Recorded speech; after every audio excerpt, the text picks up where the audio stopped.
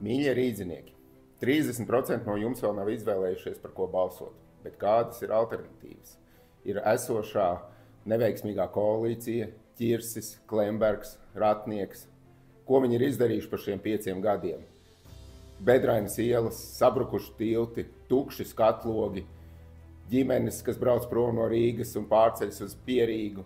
Tā nav tā izvēle, kas būtu pozitīva arī turpmākos 4 gadus.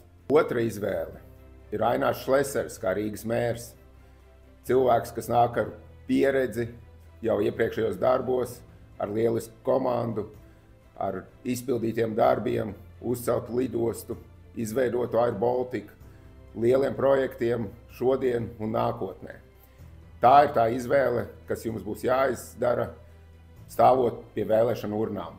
Un tāpēc balsosim par Aināru Šleseru kā Rīgas mēru, par Latviju 1. vietā, par Emīlu Jakrinu numur 35 sarakstā, uzcelsim Rīgu rīdzinieku rokām.